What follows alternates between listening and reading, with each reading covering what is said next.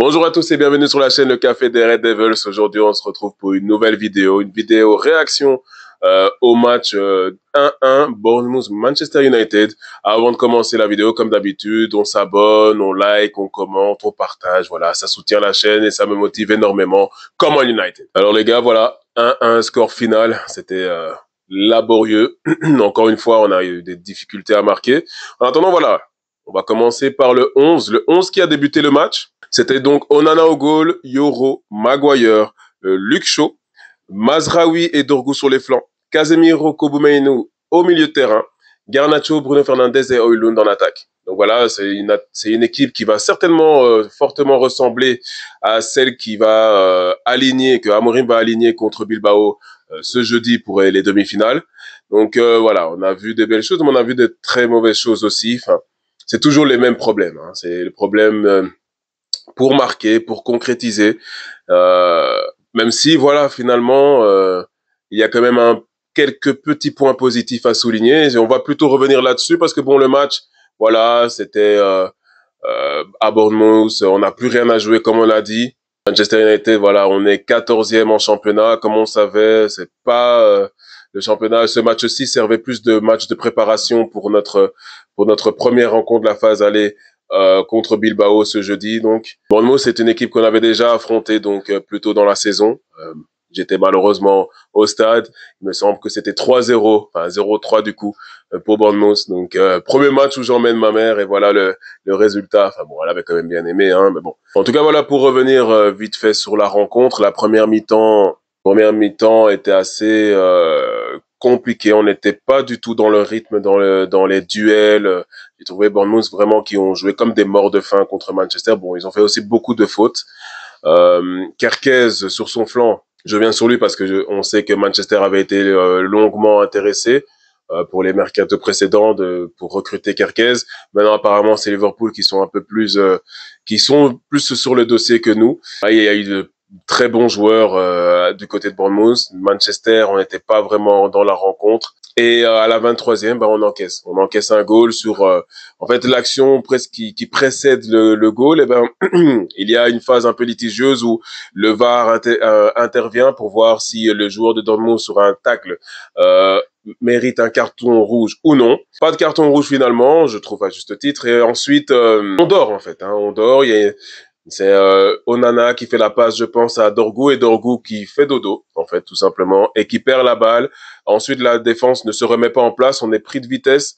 Enfin, c'est un goal d'une simplicité pour Bournemouth. Vraiment, il n'en fallait pas plus pour Semenyo. Semenyo qui marque donc à la 23e minute pour le 1-0. Pendant les 10 dernières minutes de la première mi-temps, Manchester United montre un peu un meilleur visage. En tout cas, on sent qu'ils se réveillent un petit peu plus, qu'ils essayent. Toujours par Garnacho, Fernandes. Je trouve que c'était les deux hommes, en tout cas, forts offensivement. Mainu aussi. Mainu qui a été très intéressant. Le reste, ils étaient un peu en dedans. Un peu tout le monde, ils étaient un peu en dedans. Et donc, la première mi-temps se finit sur 1-0 donc pour Bournemouth. En deuxième mi-temps, on commence la deuxième mi-temps très mal. Hein, parce que il y a une grosse occasion pour justement, encore une fois, Semenyo, à la 46e minute, il me semble. Une très belle frappe en dehors du grand rectangle. Manchester n'était pas rentré, en fait. Hein, n'était pas encore revenu des vestiaires. Donc, c'était voilà, un match c'était un match qui devait ressembler à un match de préparation dans le sens où j'aurais aimé voir plus d'intensité. Même peut-être que les joueurs avaient peur de se blesser. C'est peut-être des excuses que je trouve, je sais pas. Parfois, on essaie juste de comprendre pourquoi certains joueurs, d'un match à l'autre, ils jouent bien et après ils jouent mal. Donc, ensuite, donc, pour la deuxième mi-temps, on continue. Il n'y a pas grand-chose qui se passe. Dorgu qui reçoit un carton jaune et pour le coup pas vraiment mérité. En mon sens, en tout cas, il prend la balle. Après, bon, il y a un petit contact entre les deux joueurs, mais c'est vraiment dans le prolongement de l'action et de l'intervention. Je trouvais pas que ça méritait un carton jaune. Il y a Dango Ouattara qui frappe un coup franc sur le poteau. Donc ça, c'est à la 60e minute, très grosse occasion. Onana semblait plus ou moins dessus. Maintenant, la frappe a été vraiment surprenante parce que tout le monde s'attendait à un centre. C'était un coup franc un peu excentré sur le côté droit. Donc, très, très belle frappe hein, de Ouattara. Il y a eu les entrées de Ugarte, Lindelof et Mount à la 65e minute pour Casemiro, Maguire et Mainu. Voilà, tout ça c'est des rotations et il faut faire jouer Il faut donner des minutes pour Ugarte, Mount, parce qu'on sait qu'ils vont être impliqués dans le match contre Bilbao et que bon, ça fait une semaine de repos, donc il faut quand même qu'ils aient quelques minutes de légende pour être dans le rythme. Ensuite, 70e minute, carton rouge pour Evan Nilsson sur une intervention très dure sur Mazraoui, carton rouge totalement mérité. On sent que il ne voulait pas faire mal, mais en tout cas, le geste n'était pas maîtrisé. Et donc, le carton rouge est, en mon sens, mérité. Ensuite, pas grand-chose. Et Manchester, encore une fois, se réveille à la fin. Chido Obi qui rentre pour Mazraoui. Donc, à ce moment où Chido Obi rentre, Manchester passe à une défense à 4 avec Dorgu sur le flanc droit, Shaw sur le flanc gauche et Lindelof, Yoro dans la défense. Et donc une attaque avec donc Højlund et Chido Obi. Et donc Manchester va pousser.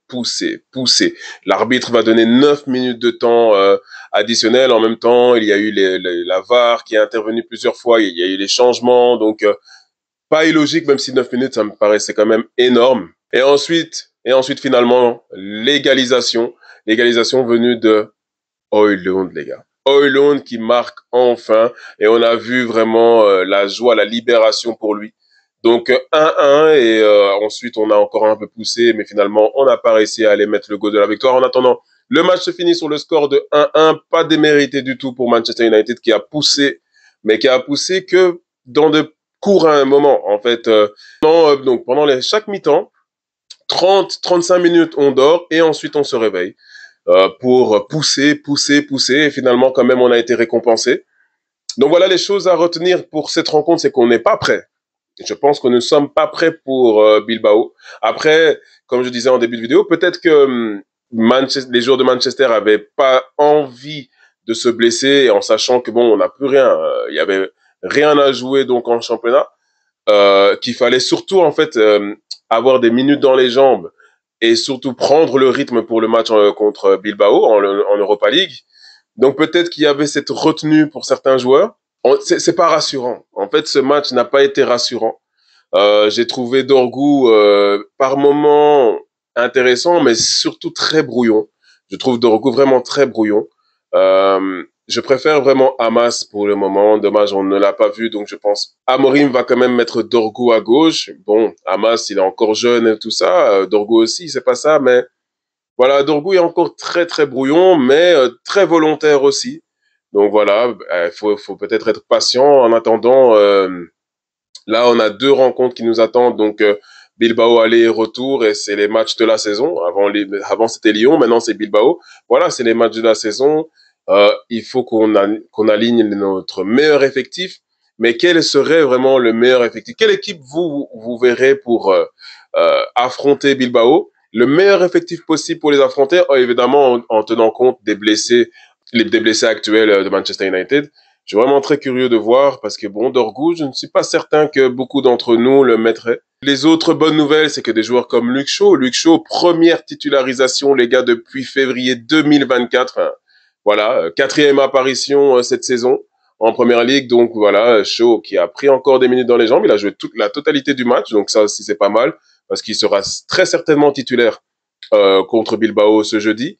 Donc voilà, c'est peut-être les petits points à prendre et surtout sans oublier, évidemment, on va quand même en parler. Bon, j'ai bien aimé Mainoo dans la rencontre, évidemment, mais je pense qu'un des points importants, c'est Højlund qui a marqué, qui a eu un match compliqué, vraiment compliqué comme sa saison en fait, tout simplement, mais qui a marqué les gars, qui a marqué et on peut dire que c'est de la réussite ou autre. Il fallait être là parce qu'on lui reproche très souvent de ne pas être au bon endroit et même dans cette rencontre, hein, j'ai trouvé que il se cache. J'ai l'impression qu'il se cache beaucoup, mais je pense que ça c'est vraiment une histoire de confiance. Donc Højlund, voilà, il a marqué enfin et on a senti la libération. Je l'ai dit déjà par rapport à son match avant, son goal avant la trêve et son goal pendant la trêve, donc avec son pays. J'espère que ça va être un déclic. J'espère parce que voilà, on n'a que lui en attaque. Parce que Chido Obi, il est rentré et il s'est créé des occasions. Il demandait, il proposait et il était plus présent. Tu sens en fait la différence entre un joueur en confiance et l'autre pas. Hein, c'est simple. Mais Højlund, vraiment, j'espère que contre Bilbao, il va nous montrer un visage d'un joueur voilà, il a marqué. Il doit savoir qu'il est capable. Il est capable de marquer. Donc, j'espère que ce sera un Hulun qui ne se cachera pas parce qu'on aura besoin de lui. C'est notre seul attaquant. On aura besoin de lui et Amorim le mettra très certainement titulaire contre Bilbao. Donc voilà, je pense que ça, c'est un des points à retenir aussi. En attendant, voilà, les gars, 1-1 contre Bournemouth. On évite une énième défaite en championnat. On évite de descendre aussi à la 15e ou 16e place. On est 14e. Bon, c'est laborieux, mais c'est moins pire. Hein. On va dire quand même que la 15e ou 16e place.